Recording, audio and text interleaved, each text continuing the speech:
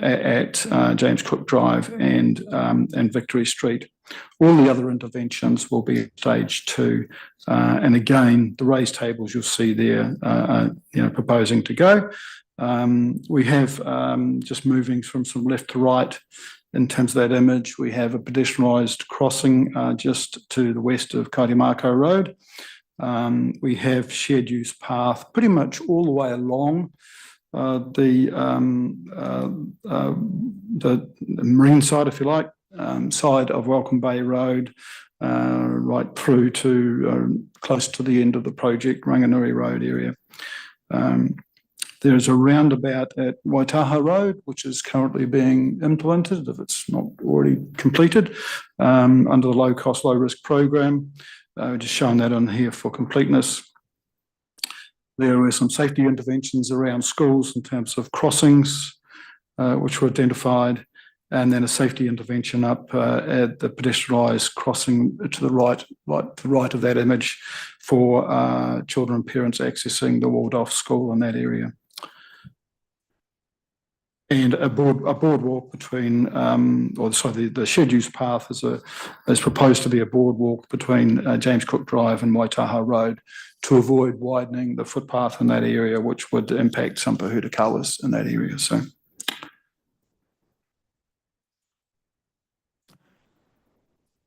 okay, so to the numbers. The project numbers we see there are all up numbers for the project, stage 1, stage 2. They also include the pavement rehabilitation costs, which we will not be asking for Waka Kotahi for. That's not fundable under Waka Kotahi's, the arrangements with Waka Kotahi. But in terms of the overall project and what we'll be delivering, it'll definitely be those numbers, plus the costs obviously associated with waters, as we define those costs, and the bridge strengthening if that is decided to proceed with. Project economics, overall project economics sitting at 2.9. And then when we break that out by stages, stage 1 still sitting at 2.9, stage 2 at 3. So you can see there that in terms of stage 1, very high benefits for travel time, vehicle operating costs, 58% and 8% respectively, and some reasonable benefits for walking and cycling because we still have shared use paths in stage 1. And stage 3, the benefits are predominantly with the safety and walking and cycling. Questions? Oh. Go on to timeline. Sorry, that's far too much information. I know it's very hard to read.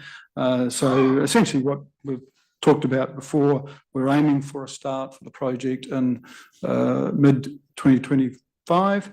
At that stage, we should have the habitat for the nesting terns, the alternative habitats for the nesting terns relocated. Works proper start a little bit later in terms of the bridge in zones 1 and zone 1 works. That'll be complete around about late 2026, and when we'll be getting into zones 3 and 4, completing early 2028. Any questions? No. So we're looking to receive the report and I guess, happy to move. Thank you, support the report and note that that's going through to Council on the 20th of May. You second it? Any further discussion? No. All those in favour say aye. Against, carried. Thank you. Thank you. Thanks very much. That brings us to, that brings us to our update report. Who's going first? Yeah, I can take that. Commissioner. Oh, right. Okay, thank you. Didn't recognise the voice, sorry. No, you're all good. Just as usual, happy to take the report as read, and staff are happy to answer any questions you have on the projects. Thanks. Anything in there?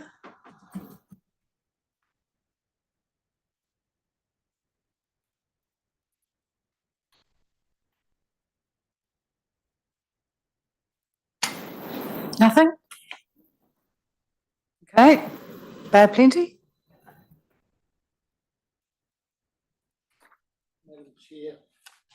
The only comment on page 34, item 3, phase 2 refresh for the Tauranga bus network. I have been talking with our staff while it's been paused. They have given me an assurance that it is still planned for sort of December this year. I don't want to see, I know we had to, because of funding and the bus operator, but we have a contract that goes to 2027 and we cannot wait till 2027 to actually do a refresh and improve our services. There's some of our services that are working exceptionally well and some that are not working to optimum at this stage. And I've asked our staff and had assurance from them that they will continue with that process. So while saying it's paused, it's only partially paused is my understanding. And they will go through to hoping to get a report back to us before Christmas. Thank you. Madam Chair, just a couple of issues and probably a segue from Andrew's comments. At your meeting this week, you had a report, I believe, on the arterial, but it did include state highway, congestion and usage, which I thought was extremely interesting and useful. And I just wanted to make sure that we are joined up in terms of the use of that information, some of which was very surprising in terms of the network refreshes and ongoing review of that. So just wanted to say bouquet, great report, interesting report, but it is pretty joined up, I hope. Yes, we're definitely using that information as a basis. Question. Yeah. It is, as you say, incredibly useful information. So we will definitely be using it. Great. The second thing is the decision you had to make on this CBD interchange, which clearly, I think in your own words, was regrettably suboptimal. Given the huge investment you're making in the CBD and the real importance of, I guess, an interchange per se, is there hope on the horizon that at some stage this can be looked at again? I mean, I know you've got to do what you've got to do, but going forward, is there any hope, glimmer of hope, for an actual interchange, maybe off-road? Well, the difficulty is the cost of CBD land is just prohibitive. And the other difficulty is we've learned that where you actually create those spaces, and Willow Street was probably a good example, we create social issues of people hanging around. We give people reasons to hang around. It doesn't seem to happen in other cities. But I did make the comment at the meeting that within 8 years, you'll have a different bus, a public transport model. The CBD will be complete. The major rebuilding will be complete, hopefully. And the patronage of public transport will have changed dramatically. And I think that is a good opportunity then to have a look at what is needed and where. Because we do own land in the city and parking, and so there may well be opportunities for that. But we're still going to have narrow streets in the CBD, and we're still going to have quite a restricted CBD. So I don't think that door's closed, but just at the moment, there just doesn't appear to be anywhere sensible, and we have to design it in such a way, which I think, from looking at some of the other big cities, is a lot to do with the quantity of people using it. The more people using PT, the more they manage those social interactions, because it's just so busy. There isn't time for people to be hanging around and doing crazy things. So I don't think I made the comment at the meeting that I think we will come back in 8 or 9 years and have a look at how that's all working.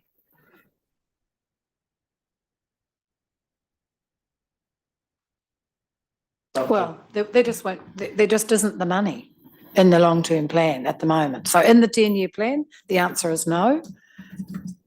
In 3 years' time, that's an opportunity to relook. And I think it will be an evolution, as Anne's described. I remember the discussion in Auckland around Britomart and having a dedicated bus interchange, and they ended up wrapping the buses in the block around Britomart, and it actually functions reasonably well. So, you know, the beauty of the flexibility of the bus system's ability to move to match demand is actually a benefit as well. So if you're stuck to a fixed location, you can lock yourself into a transport system that doesn't work. So there's trade-offs from a public transport point of view. And I think actually learning as the system evolves, then patronage drives then where the right investment should be. Yeah, it's not closed, but I think evolution over time will prove whether or not it's what the right solution will be. Just moving on to item 4 on that page 34, which was the on-demand buses. I just want to report to this committee that early indications are really positive for that service. I looked yesterday, last night at the patronage so far for April, and we were on the last day then, so it was pretty much there. 511 people had taken that service, and the service that it replaced effectively was Route 51, which in the month of March carried, but under 200 people on a big bus. And so 511, I think, is a great start. We will, we will look to bring back through our staff costings on, once we set up and running and how it's operating. So I haven't got those figures for you at this stage, but the feedback from the community is really positive. And hopefully it's a way forward for some of our less used routes, like maybe Matua, whatever.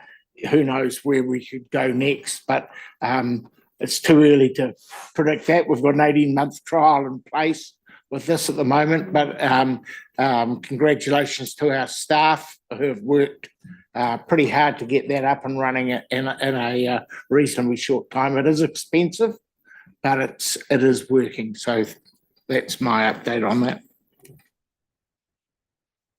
The one thing I didn't see in here was any reference in either of these next 2 reports to the ferry service, and I know there's a proposal came through.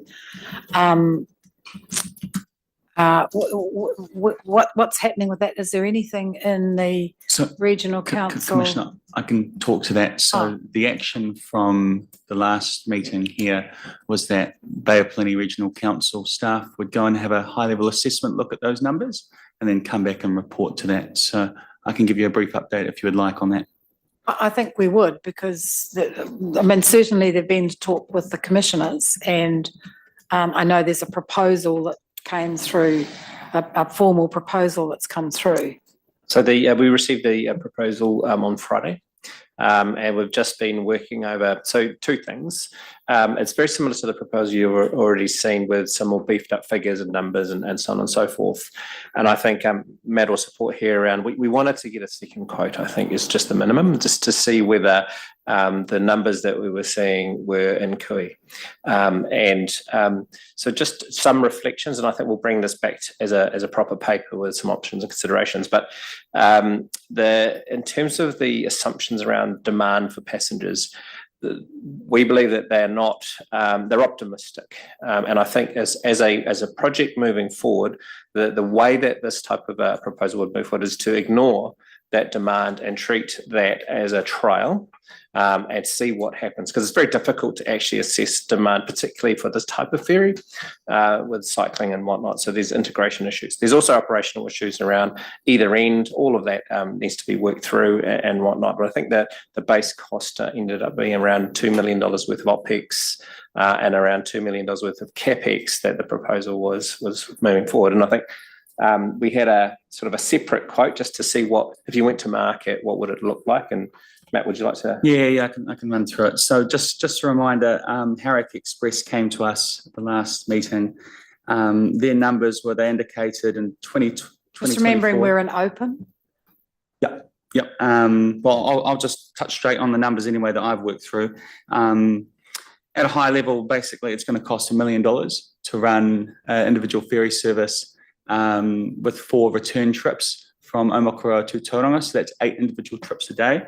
To get the numbers, so 384, which was noted previously, passenger trips per day at 50% occupancy of those vehicles, you'd need the equivalent of 32 individual trips per day or 4 boats to run that. So that the actual cost to run that would be, say, $4 million. And actually after any fares that you could make from that at 50% occupancy, it would be around $3 million loss operating per year. So as Mike sort of alluded to before, it's extremely expensive, and that doesn't actually include those other costs either up front that are associated with it. So it's very expensive. And the demand element as well is very challenging as well. We know previously through sort of the Wednesday challenge and stuff, it is tricky. And we've got a limited catchment of people actually in Omokoroa that can actually use the ferry services. So it's not to say there wouldn't be potentially support for ferries politically in the future. I just think it's possibly something that we're going to be challenged with the demand that we have. Well, my understanding of the proposal is that it is the mount, the first 2-year trial is the mount to the CBD, and the figures are an agreement to underwrite an amount certainly less than that, and if it's greater than that, they would take the risk. Look, I think we can find lots of reasons why you wouldn't do this, but we either trial it, and we've got an offer on the table for a 2-year trial. From TCC's point of view, we think it's worth a go for 2 years, and we're prepared to find our share of the underwrite. But I think, but that would be dependent on the regional council also coming to the party.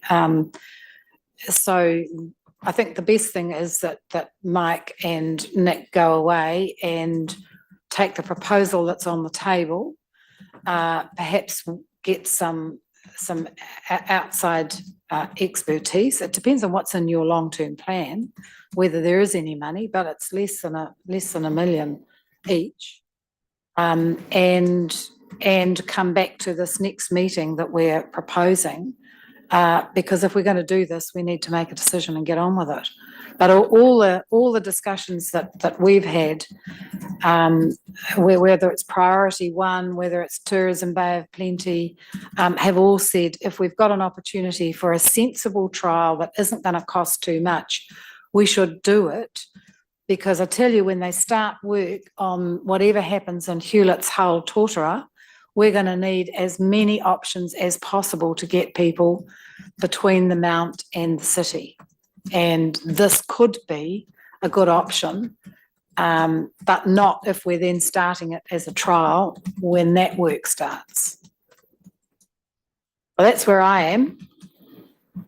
We're happy to take that as an action, absolutely. And we'll come back to this next committee with some options. Okay, thank you. Cool, thank you. Thank you for your work today, but let's have a look at what's on the table, because I think we don't need a lot of infrastructure at either end. So it would be good to understand what CAPEX we would be up for.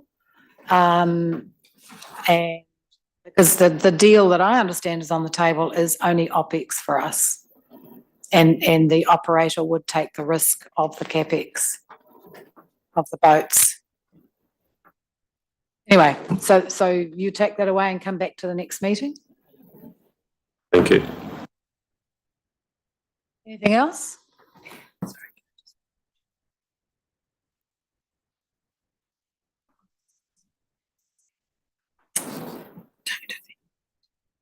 Oh, yes. Oh, yes. How could I forget?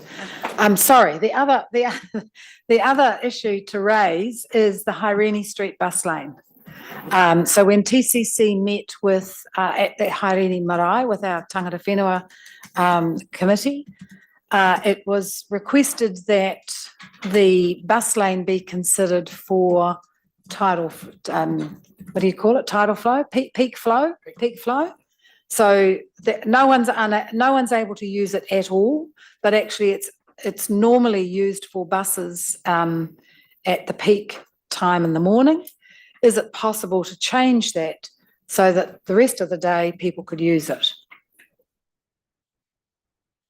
Madam Chair, we have discussed that informally, and we didn't see any reason not to go with it. Turning it into just peak, I think it would keep our community, because there has been a lot of dissatisfaction with that, and I think it's a sensible solution from a BOPRC perspective. Thanks for that. How do we process that? If I may talk to that, it's obviously been on the radar with the 15th and Turret business case. It's not something that's included in the business case at the moment. No, we heard that at the Marae. Right, yes. However, well aware of the issues, and maybe it's a case of, the sort of the modelling hasn't been as granular as needed at the moment to make definitive decisions about that. So what we have done is we've been working with TCC's safety engineers to understand the issues that have arisen around that and why that has now been closed off to general traffic. And so we'll continue to do that. And what we've done is we've tasked our consultant who's doing the SSBC to write up in the business case a brief sections on the issues and options around that, paving a way for getting to the point where we can make a good decision during the pre-implementation stage in terms of whether that can be opened up or not. So, I mean, there are options potentially changing the T2 lane in that area where we have 2 lanes going northbound, changing that a little bit further north. So traffic coming down off the Haireni Road would be merging into 2 lanes of general traffic as to a managed lane with all issues of people moving lanes and so forth. So that may be a much safer option than just merging into a T2 lane. So, so we don't have an answer, I'm sorry, at this stage, but we are making sure that the work to try and close that out is being scoped in the business case and taken forward into the pre-implementation stage of the project. So why can't we do both? Why can't we have an interim solution that allows out of peak hour traffic to join in, and then do, as you say, build the long-term solution into the business case when we've got 2 lanes of traffic and things change? But why can't we just have an interim solution where we say, yeah, let's get on with it? Because part of this is that public perception of public transport, and we're trying to make public transport just the general, generally accepted. When they see a lane that they can't use, considerable amount of residents, it's not just the marae, but all the people up there look down and see an empty lane that every now and then has a bus that they're not allowed to use. Absolutely. So I see that as a task to take away here. So we'll have a conversation with the project team, but I think we can look into what the options are to do something there early, to maximise the real estate. That there's a social license aspect, as you talk about, while we keep it operating safely. So we can leave a long-term solution in the program and the project business case, but actually we can deal with something a little bit swifter than that and see where we can go. So I'd say we could give an indication of that at that next meeting as well. Okay. Do we need to receive that report? Yes. Okay. Happy to move. Andrew and Stephen, all those in favour say aye. Aye. It's carried. That's then the project's update report. Yeah, so it's much the same as the prior document before, so happy to take that as read. Any questions on that? Staff happy to answer. Cheers. Just on the high-spec shelters on Cameron Road, when I was in Tokyo recently, I saw bus shelters much along the lines, I think, that we're talking in Durham Street, which were just roofs, but they were painted. They just had the stripes, because obviously in a big city like Tokyo, they have several different types organisations running public transport services, but they just had these colourful stripes along. They were purple and green and yellow and almost rainbow. But then that was matched on the bus, and I thought, and it was really eye-catching. I mean, there's some simple things we can do surely without spending a lot of money. So we have actually talked about that a little bit more as a team, and the result that we ended up with was, being that Cameron Road Stage 2 are about to undergo a fair amount of design, in that the design of what that shelter would look like to make the corridor feel like one would sit under that, and would just use the Cameron Road Stage 2 shelter on Stage 1 as well. Bring it out again into Stage 2. Yeah, I give up. I've got to know when I'm beaten. Any other questions? I think it would be helpful, actually, Paula, if we could certainly make that report on the that came to us on Monday on the I'm just trying to think of the name of it, but it is basically how do we deal with the major disruptions when the big traffic projects are on. We can send you a copy of that. It was a really good report. I think the staff have done some really good work on and thinking about, you know, what will happen with the rat running, where will it go, and how do we actually try and manage all of that. Thank you. Chair, just wanted to highlight, there's a report there on the bus stop shelter improvement, but we received an updated report at our executive meeting our council meeting on earlier in the week, and I think we're 89 currently, and we're going to be pretty close to over 100 of the 144 in the near future. So we're making good progress. We'd all love it to be faster, but these things, no one seems to want a bus stop outside their pace. So it's always challenging with that, but good progress nevertheless. And then the only other thing that I wanted to make comment on was that our poor staff that have worked on accessible streets for the last 6 years, because of the new GPS, are having to go back and relook at all of that, obviously, because the funding just won't be there. But the Commission have made it clear that we're not abandoning that. It's still our priority to provide that safe cycling and pedestrian walking access as much as we can, but it's going to be dictated to by our funds rather than getting funding through NZDR or through some of the low cost, low risk stuff that we might be able to get some help with. Yep. Anything else? Any questions? Yeah, I just wonder if we shouldn't get an update of where we actually are with the Arataki and bring in Links Ave as well.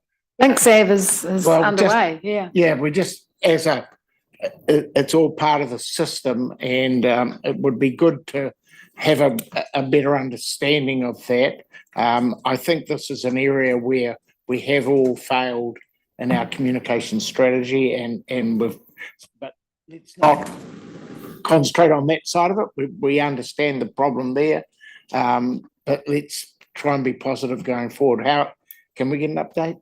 We can certainly, I think we can certainly get, I wouldn't describe Links Ave as a failure. The community group there have come up with some really good solutions, and we're implementing those. So, you know, from a pretty shaky start quite a few years ago, I think as far as the community is concerned, it's ended in a reasonable space. But certainly, can we get an update on where Arataki is? Do we have anyone here? Tom? I can give a general update, Chair. So it's moving into design phase now, but we've got Craig Dunlop down the back here who knows a bit more detail about it. Sorry for the surprise call up, Craig, but I think you're the right man at the right moment for this one. He's working to a budget. Yeah, good morning. So as Tom said, yeah, it's working through a design at the moment and then implementation at local share cost without Waka Kotahi funding. So it's all in order, I believe. Date of start of work? Dependent on how the design goes, but it should be relatively quickly. I believe I'll have to come back on an exact date, but it should be this year sometime and then or next financial year. And it was initially going to be undergrounding of services, but given the constraints of that money, we're not doing that anymore. So there's a slight change to that design to enable that. But yeah, it's all underway and it's all on track. So we should be seeing something up there relatively shortly. So We are looking to have it contracted in June. That was the task we were given, and that's still what we're working to. And we're working to a 4.6 million, so that's out of our budget. That is correct. Yeah. Streetscape. Well, and that's focused on safety. safety Bit again, of but raised design. tables again becoming an issue as well around that. So that, but it is safety as much as we can without undergrounding and the widths of the paths and all that sort of thing. But it's all taken into account safety and then throughput around there and then the links around some of that streetscaping and things like that. So it'll essentially be a massive upgrade from what's already there and completed within budget. So yeah. Thanks. Anything else?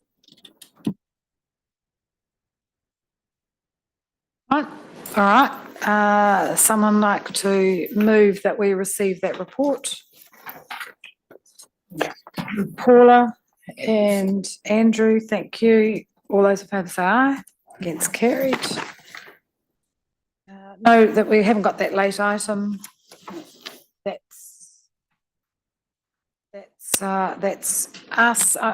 We've just got minutes in public excluded. Do we need to go into public excluded to approve those, or can we approve them in open? I mean, I know we can. What I'm asking is, do we need to go into public excluded so you can discuss them? Oh, they need to be discussed. Yeah, yes, you need to do that. But do we need to discuss them? Is there any changes? Because if there's not, then we can, in open, we can approve the minutes from the public excluded meeting of the 1st of May. Madam Chair, I'm happy to move that we approve them in public, and if after we've approved them, if anybody thinks, then we just have to go into. That's right. Yeah, so Yep. I'll move. So you move, Andrew's moving, Stephen's seconding. Well, there can't be any discussion. All those in favour say aye. Against, carried. Thank you. You could ask if there's. Now, Do we need to go? do we need to go into public excluded? Is there anything we want to discuss in public excluded? No. In that case, have you got a closing karakia, Kat?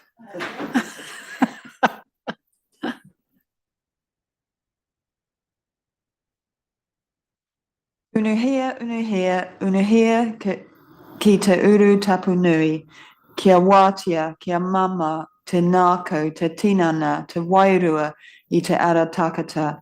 Koia rā e rongo, whakairea ake ki runga, kia tina huie tākie.